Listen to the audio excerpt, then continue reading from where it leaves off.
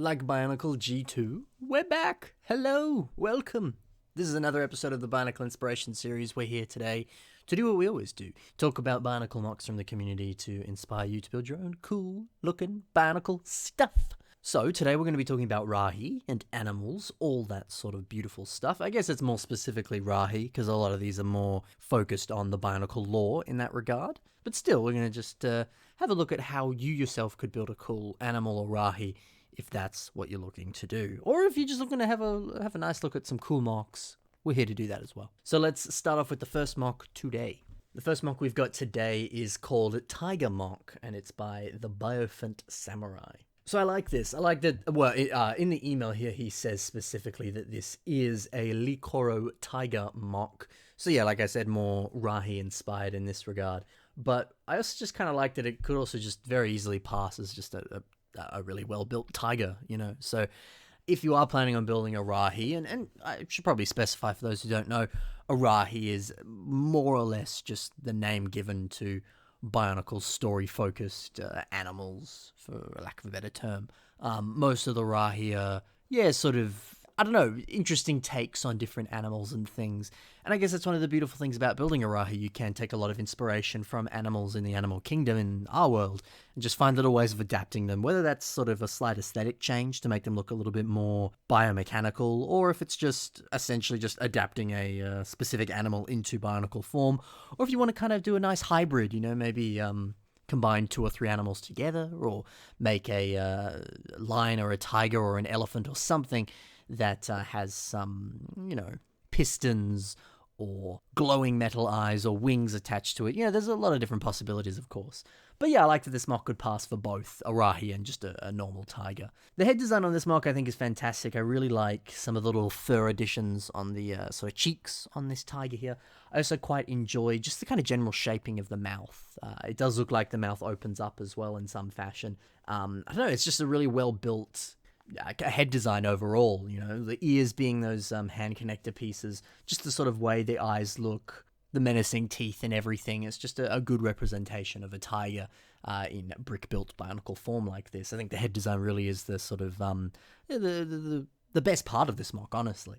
But the whole mock itself is fantastic. Some of my favorite details are the stripes, of course, since it's a tiger. But the stripes on the torso, using a bunch of those Technic lift arm pieces to represent those stripes, that's a great way of using those parts. But also I like this sort of subtle nod to stripes on the tail here. So obviously the tail design is just your typical CCBS bones and the armor shells on top of them. But what's so nice is that because it is the orange and black, the black starts to actually kind of almost look like stripes. So yeah, not much is actually being done technically there, but just the way that those colors have been placed, it does kind of look like the stripes of a tiger. And when it's combined with stripes in other areas on this mock, it all sort of flows consistently and becomes more stripe-like. It starts to look like it's stripes, even though it's just a pretty average normal connection. And I really, really like that. I think that's a really solid way of doing it. I also like, too, that elements of this mock are a little bit more sort of blocky. To me, that kind of makes it look a little bit more Rahi-like, a little bit more sort of ingrained in the world of Lego, which I think is fitting, specifically because, of course, you know, Bionicle is a sub-branch of Lego, and that the Bionicle storyline, I don't know, has a sort of more unique aesthetic to it. So I like that there are sort of more blocky elements to this tiger mock here. But yeah, this has a lot going for it. I think it's really well designed. I think it's just an awesome-looking tiger mock. And, of course, you know, this is always some great advice that I've heard from a whole bunch of other builders, and it's worked for me too when I've built stuff. Always a great idea when you are building any kind of Rahi or animal-based mock.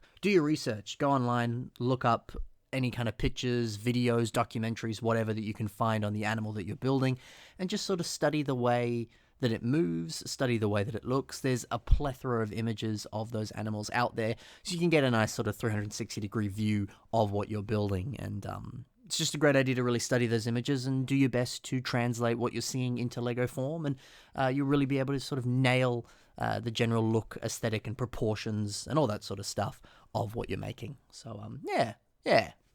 But awesome mock there, good sir. Let's move on to the next one. This is SCUTTLER by Morningstar Mocks. So I really like how cute this mock is, but it's also got some really nice part usages on it as well, specifically these pieces that are kind of used as the shell for this guy. These pieces here come from the Overwatch set that was the two mechs, the Diva mech and the other grey mech there, which the name is escaping me right now. I'm sure people will let me know. But the shoulder pieces there will use sort of the shoulder armor on that set. And are kind of being used here. The two are being put together, and it almost kind of looks like a snail shell. I think that's kind of the aesthetic of this mock here. It almost appears very snail-like, but it's got these sort of larger legs. So it's a fun kind of hybrid of, I don't know, I guess like a crab or a spider or something and a snail are sort of fused together in some fashion. I don't know if that's directly the inspiration, but I think it's always a smart idea to do that, just to mush a few things together and get some of the best of both worlds from the two things that you've placed together and make a fun hybrid, because it works well here. So yeah, I think that's a great part used there to make the sort of shell of this mock. I still love too the eyes, just all googly and cool looking. I think those are just some form of flex tube, but just the way that they sort of have that S curve to them. I mean, you can naturally just bend flex tubing in that manner, but it's also possible that he's done the little non-purist cheat and put some wire in those flex tubes just so that they very much stay in place. Always something to consider if you want to go down that route, but if not, flex tube is called flex tube for a reason. It's very flexible. You can do all sorts of cool stuff with it, so that works. But yeah, just the ball joints on the top of that flex tube there, they work really well for nice kind of googly eyes like that. I like that. I also like they kind of just, like I said, this mock is very cute, but like, why does it look so cute?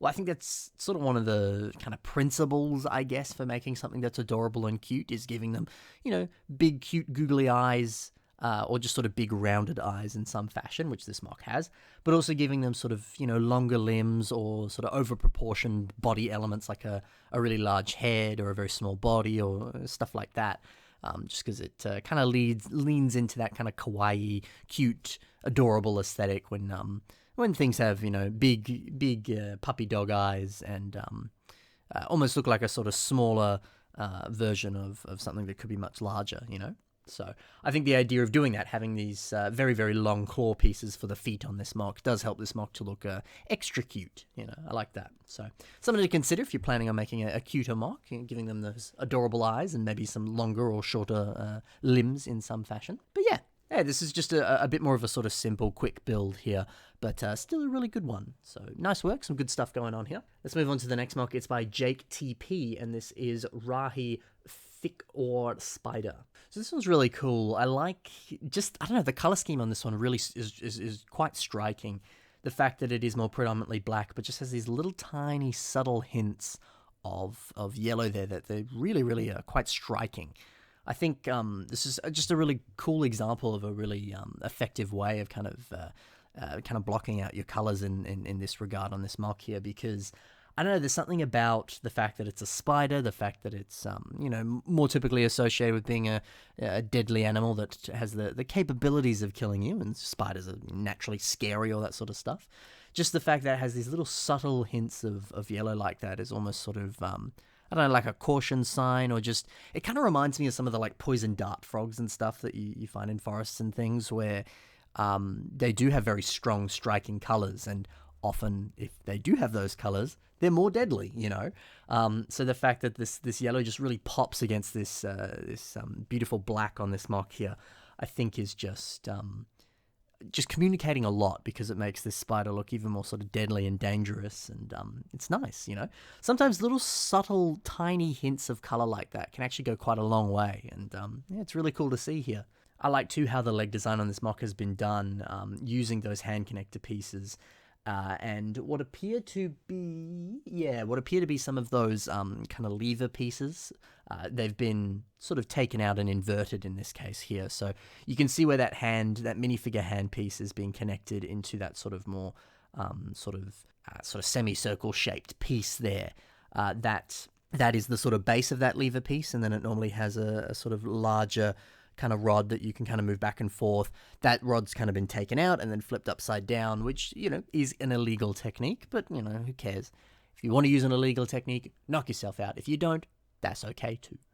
But then that piece has been inserted into the minifigure hand there, and sort of fed in down into this flex tubing here, which I believe this flex tubing is not your typical flex tube. It looks more like it's some of the pneumatic tubing that you find on some Technic sets where the sort of wind is, or the air is sort of fed through kind of thing. This flex tubing is, it's nice and different, has a sort of different texture to it, and you can kind of feed pieces into it and stuff. So, depending on the sort of mock or aesthetic or technique that you want to explore, it's something to consider, that's for sure. But I think it works here, just this sort of more kind of sinister, long, slim limb with this interesting texture to it, I think works well for a more creepy-looking spider mock. And speaking of being creepy looking, I love the head design on this mock using some of the Borak Krana pieces there. Those Krana pieces had some very interesting sort of shapes and textures to them, and I think it lends itself well to a spider like this, seeing that kind of just interesting look to the Krana there. I think it, definitely ups the creep factor on this mock. And then, of course, the butt of this spider here is the Onawa mask. There, so always a good idea to use some masks as different elements or body parts, and it works quite well here. So there's something to consider if you're thinking of ways to use some of the abundance of masks that you might have in your collection. But yeah, I think this is a very solid spider, but I think my favorite part of this specific spider here is the sort of stinger on the back of this spider using some of the Krata pieces. So of course those Krata pieces had all sorts of different color schemes and textures and all sorts of craziness on them. And I love just how that little bits of yellow with the sort of speckled black on it really pops on the back there. It just looks awesome. It's continuing that aesthetic of just little subtle hints of yellow on this mock. It's fantastic. I think that just looks great. And I also think that's a great part use of that Krana piece too, because it very much does look like a sort of, like stinger or something on the back of a spider. I quite like that. I know spiders don't necessarily have stingers on the backs of their butts, but hey, this is the Bionicle world and you're making a Rahi. You could do whatever you want, Or even if it's not a stinger, it's where the web comes out or whatever, It's what it is, but it looks cool. I think that's just a fun little detail there. And speaking of things that look cool, this mock has been redone in a whole bunch of different colors as well. I think that's always cool too when you can build the same mock multiple times, but in different colors. Just because it's a fun thing to do, isn't it? You might have a really nice design that you like, or you have one of those sets that you're like, or one of those pieces rather that you're like, oh, actually, that Onawa mask comes in a whole bunch of other colors too. Do you reckon I could rebuild this in that manner? I'm sure you've had some of those thoughts before, and if you haven't, well, maybe now's the time. If you've got a mock that currently exists that you go like, oh, actually, some of those pieces exist in some other colors, it could be a fun thing to do to rebuild it in another color scheme, just for fun, or don't. It's up to you. I'm not going to tell you what to do. You can do whatever you want, but it's something to consider, something that could be good fun. So nice to see this mock in multiple different colors. I think all the colors that it's in looks pretty good, but I definitely really like this yellow and black mock here. I think that's my favorite color scheme for this one. So there you go. Next mock. This is by Diego Corridera, and it's called Lumminial Jackal. So I think what really makes this mock stand out is the use of this sort of bluey glow-in-the-dark color that comes on a lot of your Boraki sets. I've always liked that color. I always think it works well, and in conjunction with some trans light blue as well, it works very well. Those colors are very, very similar, even though they are technically different colors there, but they're pretty close. But I think that this, especially with the name of the mock, it kind of having that sort of luminescent look to it, I think it really creates this very unique aesthetic for this mock, that it is this sort of interesting kind of hound-like creature that does have sort of luminous body parts. It's almost sort of taking qualities that you would find on certain like fish and other kind of aquatic life and applying it to a land animal. I think that's really creative and clever, and is very much along the lines of stuff that you would see on Bionicle Rahi and fun stuff that you can play with. So yeah, I really like that. And I think, because I actually had this question before from someone on, I think they messaged me it on Instagram or something, I can't remember, but someone was saying like, oh, I finished this mock, can I get some advice on it? And I was like, yeah, sure. And I said some stuff, but I was also kind of like, the mock almost looks pretty much done, man. Like what do you, is there something that you're not happy with? Like, what do you want to do with it? And they're like, I don't know, I just want it to sort of stand out more. Like the mock, for the most part it is done, but it just doesn't, just feels like it could have something more. And they're like, what can I do? And I was like, oh, okay, I get you. And I think this is a nice example of a mock that does stand out a little bit more because of the color scheme, because it does have that sort of luminescent element to it. And I think that a nice hint of an extra accent color, or just introducing a clever part use, or just finding a way that a color scheme could even sort of tie back to something, like I said, sort of drawing inspiration from aquatic life and stuff. I think that sort of stuff can really make a mock pop. And that can be super simple. Just, introducing an additional highlight color just to make it shine, I think that's, just a little small something that you can do that can really take a mock to another level for the most part. So I like that. It's something to consider, of course. And I mentioned before, using a part in a clever way can also make a mock shine. And a part that has been used in a clever way here is the Mask of Life in silver being used on the back of this mock to kind of create this almost sort of hunch in the design of this creature here. Personally, I think that looks fantastic. I really, really like that. And I know, it's like I said before in the last mock, it's always nice to see masks being used in some manner to represent the sort of curvature of a part of the body. It just looks cool, So I very much like that, and I just think it's just a good part use, It might be a bit more of an expensive part use. People do love those Masks of Life, but hey, it looks good, so that's good. Additionally, this mock has a bit of tubing kind of fed through it in some areas on towards the kind of front of the body there, and that always looks nice. It always has a nice kind of Bionicle feeling to it, I think, using tubing in some fashion, so that's pretty cool. So a lot to love about this mock, including the upside-down Rakshi head there being used for sort of like teeth or like a jaw for the animal here. It's awesome. It's really cool. A lot to love. Next mock. This one is by Motoro1, and this mock is simply called Kardas, of course, named after the Kardas Dragon, because that's what this mock is. This is just essentially a recoloring of the set called the Kardas Dragon. And I kind of touched upon this before, recoloring stuff, that can always be good fun. And heck, it could even be as simple as just, have you got a set that you really like? Do some of the parts in that set come in different colors? A set like Hydraxon, for example, the mask comes in silver, but it also comes in black. So could you completely recolor Hydraxon in black and maybe another color, for example? I don't know. It could just be a fun idea and an interesting way of reimagining a mock or a set, So it's cool to see the Kardas Dragon in lime and black. I was looking at this mock and I was like, oh, it's cool. Yeah, that's right. The Kardas Dragon's head came in black. And then I was like, what set did it come in black? And then I went on Bricklink and checked, and it actually doesn't exist in black. I was like, oh, my bad. But it does exist in dark red, of course. So silver and dark red is what that headpiece comes in. I imagine he's just painted this headpiece black. Or, hey, maybe he found some cool, awesome misprint and it sort of unofficially comes in black. It's always a possibility. But, that's what I was saying, certain pieces can exist in multiple colors, so can you reimagine mocks in other colors? I don't know, it just sounds like a fun thing to do, and I have done it before, it is good fun. But yes, and what I also like about this mock is it isn't just a straight-up recolor. He has introduced a few other fun, interesting elements to make this recolor more sort of personal to him. So, for example, there is a Stronius weapon piece being used on the tail here. So he's kind of got this interesting kind of club to his tail. And also kind of this interesting kind of ribcage design here with some of those Liwa Mata arm pieces there. That also is just a little subtle design change there. And he's replaced and changed a few other pieces as well, like the claws on the hands and a few other different things here and there. Just some subtle stuff, but it goes a long way, and I think it looks really cool. So yeah, something to consider, recoloring a mock in some fashion. Another thing that I also like about this, some of these pictures here, he's included this Toa guy who is riding this recolored TARDIS Dragon. There you go. Kardas Dragon. I thought, hey, build a TARDIS Dragon. It's bigger on the inside somehow. I don't know. Figure it out. That'd actually be kind of fun.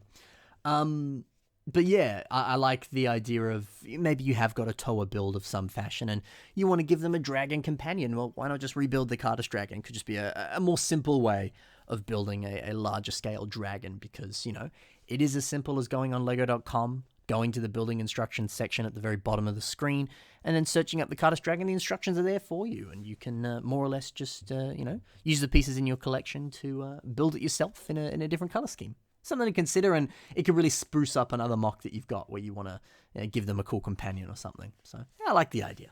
Next mock now. This one is called Elephant, and it's by Dratorian. So I like this a lot. This is super cute. The idea of building a little itty bitty elephant like this using the mask from the Bionicle called Kina and using it as an elephant trunk in this fashion. I think that's really, really cool. I love the idea of repurposing a mask, flipping it upside down like this, or kind of any piece for that matter, and using some of the kind of more interesting parts of it for a different use. You know, the long sort of flowing line on the back of Kina's mask here now represents an elephant trunk, because you just kind of flip the mask and placed it on the front of the mock here. It works well. It works really, really well. So that's certainly something to consider. Get your pieces, look at them in interesting ways, turn them upside down, turn them on their side, place them on weird parts of a mock, and it might start to look like something super cool, and you get a nice part use out of it too. So yeah, I think that's certainly the best part of this mock, and it really makes it shine. It's super cool. I also like too that the limbs on this mock are essentially just different Anika armor pieces here, and there's this sort of slightly thicker limb here, but it works well and it makes it look a lot cuter, you know. And that's another thing too. Not many pieces on this mock here. It's a little bit more simple, a little bit more unique. But that doesn't mean that it's a bad mock in any fashion. It's always nice to build just a little smaller build, you know. That's something that I've been doing currently, actually, is I've been working on 2 larger dioramas and Lego dioramas, of course, some system stuff. And they have taken quite a while because they're a little bit larger than what I typically build. And while that's nice and it's good to really sink your teeth into a larger project, it still is time consuming. You know, I've been building these. I think I literally started both of them when COVID started, what was that, back in like April now? So it's been a fair bit of time that I've been working on them. But I also like to build sort of smaller scale stuff that takes me like a week to build, you know, and that can be really rewarding because it's just like, cool, what did I do this week? I built a mock, like that feels great. Whereas this larger scale mock here, yes, when you do finish building it, the feeling of sort of, you know, reward, gratification, and cool, I accomplished something, you know, that sort of feeling is definitely greater because you've put more time into it, you've invested more into it, and so the reward is bigger. But you know, I personally feel that it's nicer to build a lot of smaller stuff over a shorter period of time and do multiple small things so that you can really finish off and be like, man, it's been a month and I've built like 4 or 5 different things, and it only took me like a couple days to build each one of them, and blah, blah, blah. And you kind of get even more gratification over the time, you know. And plus too, if you're working, or you're going to university or school, you know, and it's always nice to take a break in between studies and things. And if you're building something small like this, it's a little bit easier to manage. You could be like, I got 20 minutes. I'm going to just build a cute little elephant thing in that time. Boom. It's easy to accomplish and you're done, you know. So a lot of pros and cons to building, you know, your smaller stuff, but always good to build bigger stuff too. I don't want to discourage you building something larger, but I think it's always something to consider that it's always nice to just build a little smaller scale thing because might be better for the skill set that you've got or just the time that you have available for you, you know. And it's always nice to build stuff, you know. So if it means you got to build something a little bit smaller, but you get that satisfaction of building something, then it's worth it, isn't it? You know. So yeah, I like that about this mock. It's small, it's cute, it's well built, got a good part use on it. It's awesome. Let's move on to the final mock in this episode, and this mock is by Tonk8, and this is called. Well, it doesn't necessarily specifically have a name. Well, it's a Rahi T-Rex. My bad. It kind of sort of does have a name.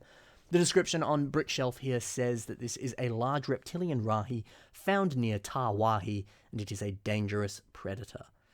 Which I like. It's cool. It's got a very nice kind of classic Bionicle aesthetic to it because it is obviously using a lot of your older Bionicle pieces here. And of course, does Brickshelf actually say when this mock was posted? 2005. It's a pretty old mock at this point. Almost 15 years old at this point. And obviously at the time, these were the pieces that were available to them, and they were just using what they had in their collection. So it does look a little bit more dated in that fashion, just because it is using older pieces.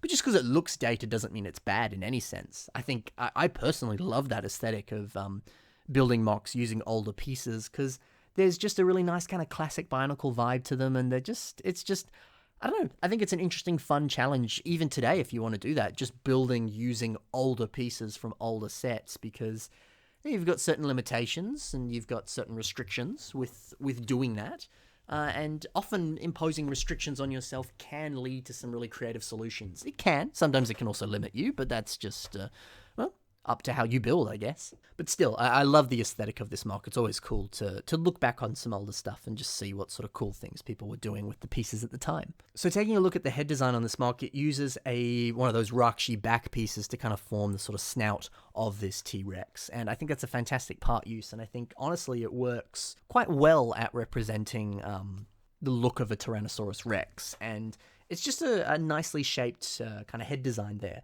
Of course, we also see some of those Rakshi pieces being used kind of all along the back and the tail of this mock as well. They do have a sort of nice, very organic look to them, so it's pretty easy and effective to use them in a whole bunch of situations. They're honestly just a really good piece, and they can have a lot of different usages like we see here, so I think that's fantastic. I also like, too, how many of the Borok teeth elements are being used here. Now of course, back then when you had a lot less pieces available for you, that was obviously just one of your better pieces to use for kind of claws or teeth or different things. So, that works. But also, just look at all the different ways that he's using it. Using them as kind of claws on the feet, or sort of little claw fingers, or the teeth on the mouth as well. A lot of different usages. And honestly, I think those Borok teeth are just kind of underrated parts. They look cool. They got a lot of ways that you can use them, and they're just nice, I think they're neat, so it's something to consider. Maybe you want to play around with some of those Borok teeth pieces, because they're being used quite well here. Also, speaking of Borok, there are a lot of the Borok kind of body pieces being used on this mock, whether that's on the legs or whether that's on the torso here as well. They're being used in a few different ways, and those pieces are naturally quite large, and they've got a few different connection points on them there. But I don't know, I actually think, again, there's some pretty useful old pieces that have a lot of different usages for them, because you can use them on limbs just to really get a sort of big area to play with and really represent a sort of larger limb or body part. And I don't know, I just think they're a little bit more versatile and helpful. So there you go, 2 older pieces that I think even today you could really put to good use, because there's a lot of versatility in them. Just because a piece is old, I don't think that necessarily means in any fashion that it's useless or outdated, or you can't use it today. I think you totally can. It just depends on your creativity and what you can come up with and how you plan on using it. You just gotta have a think. Gotta play around, experiment and play, all that sort of stuff. But yeah, I think this is a fantastic, very classic style build of a Tyrannosaurus Rex inspired Rahi. I think it looks super cool. Some nice stuff on it for sure. And a lot of really cool stuff on a whole bunch of these mocks today. So that's it for this episode of the Bionicle Inspiration series, but the fun doesn't end here. If you want to check out some of the other mocks that these builders that you've seen today have built, there are links in the description to all of their social media, so you can check out some of the other stuff they've done. There's also, in the description, you can see the submission email. You can also see it on the screen right now. So if you want to submit some of your own mocks to the show, you can do so that way. Additionally, there's links to my social media, including my Patreon, my Instagram, Flickr, Facebook, all that sort of stuff. That's in the description as well, so you can always check that out if you so please. Otherwise, that's it. Thank you guys so very much. Hopefully you enjoyed this episode of the Bionicle Inspiration series, and we'll see you in the next one. Thank you very much. Bye-bye.